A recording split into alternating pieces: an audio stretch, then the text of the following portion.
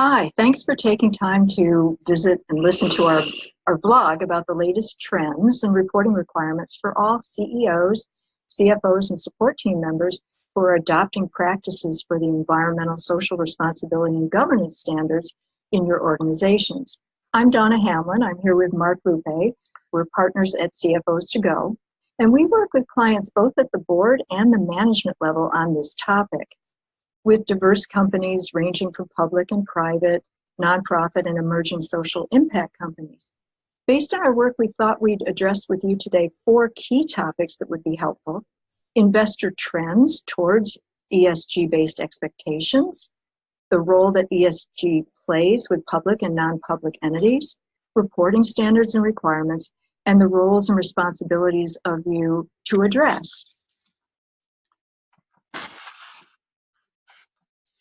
Donna and everyone, I'm sure if you are listening to this view today, you have a foundation in sustainability. But many people don't always understand the foundation. The foundation started with the United Nations many, many years ago and developed a framework called the Sustainable Development Goals. And there's 17 of them. I won't go through all 17, of course, but the fundamental belief is that as we protect the planet overall, and businesses have responsibility. Protecting, as you can see on the slide here, number 1, from no poverty in the world, to the last one, number 17, was partnerships for the goals that pertain to the Sustainable Development Goals. And there are certain frameworks, and you can see at the heading, there's a GRI standard, which is the Global Reporting Initiative. There is the Developing Sustainability Accounting Standards Board. Those of you with a financial background understand the Financial Accounting Standards Board, and it is very, very similar. There's ISO 26000. Again, repeating here is the SDGs, also known as the Sustainable Development Goals. B Corp, which we'll talk about later.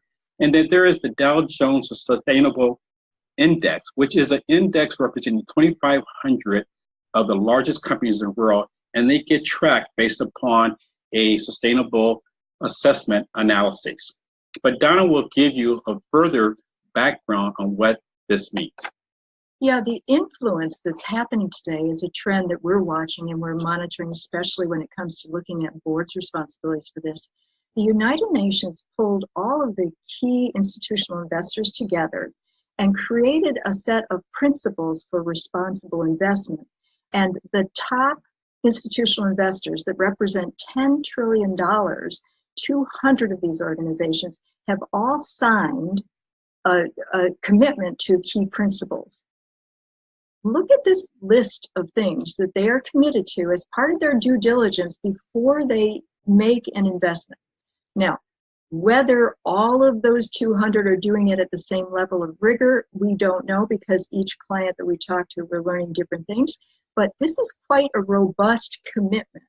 So those of you that are looking for institutional capital really do have to have some defensibility to meet the standard required for that capitalization. And I think it's important as we talk about the philosophy, which Donna referenced just recently, to how do you get to execution? And as we all know, execution requires some definitive guidelines in an organization in terms of defining roles, what the reporting standards are, which reporting standards the organization wants to follow, and who has responsibility for implementing those standards within an organization. Well, we'll talk soon, but it's important to understand that all standards are not created equally, because companies are not all the same. A telecommunications company is different than an agribusiness organization, is different than a tobacco company. So you can see here we have the implementation can differ by industry. There are guidelines that are industry oriented, but they all have one common dimension, and that is the responsibility at the board level and at the C-suite or executive level in an organization. All have responsibility. As Donna said, even though companies sign at the UN level, each company has the same type of responsibility as they sign their corporate responsibility reports on a yearly basis. Now we'll talk about certain trends and practices that we see in an organization. Now there are 4 major standards, and you probably say, well, if there's 4 standards out there, how can there be 4 implementation? Which is very true, because this is a very much of an evolving area. But certain standards are, we would say, more equal than others. What we've done here is provide a framework to simplify the focus. And you can see we have 4 dimensions across 4 types of industry standards. So an entity can be from a B Corp, and those of you may not know, a B Corp is generally a non-public company, can be a company that is public, but generally not, and is usually a mutual benefit organization that really has a responsibility to provide a responsible business to its, shall we say, stakeholders, not necessarily what you see in a C Corp, which is basically very profit-oriented. But you see the Dow Jones Sustainability Index, which is really a corporate sustainability assessment for public companies. You see the Global Reporting Initiative that we talked about before, which is very much modeled what Donna shared with you about the UN model, which is really the foundation of the Sustainable Development Goals. And then lastly, there is the Sustainability Accounting Standards Board, which is evolving over a period of time, but follows, as I said before, very much like the FASB. So let's take each role as a reference.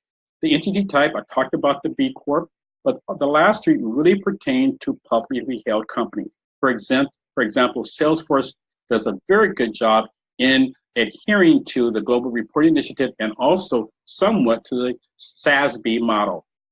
They all have one common dimension too, is they're all metric oriented.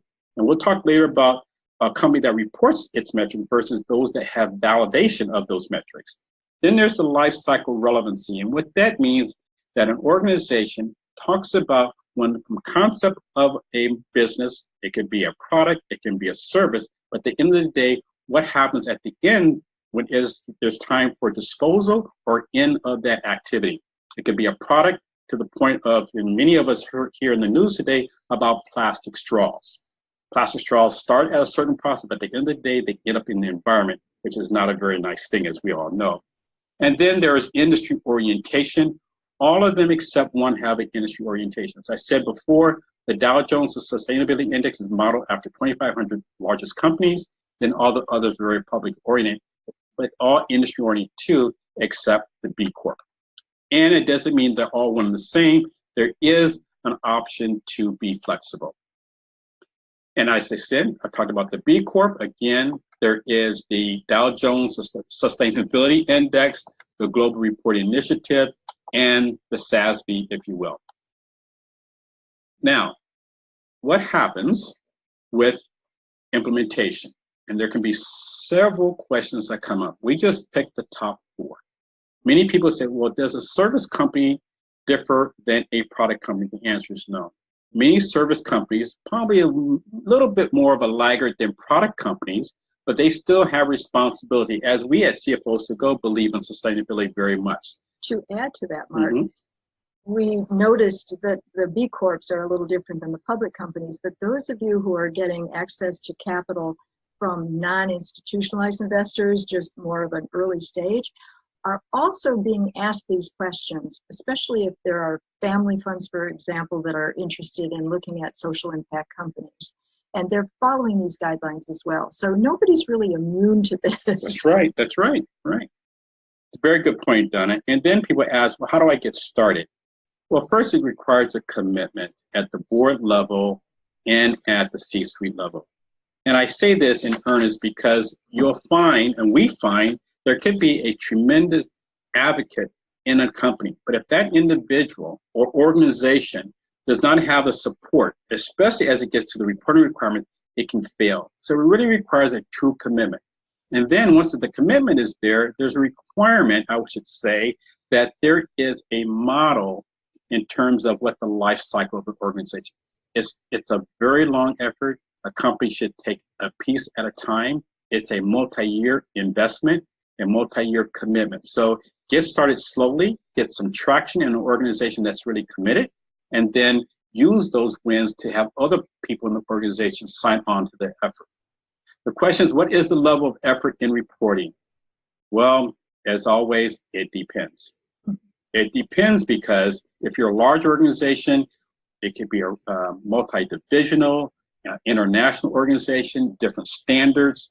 But the point is, if you take it one step at a time, because I would say that most of the standards believe and know it's a multi-year effort. So just showing progress and a commitment in your reporting to the board, to the public, that is a very good step, knowing that there is measurable progress on a year-by-year basis. Then some people say, well, what are the disadvantages of not adhering to a standard of reporting?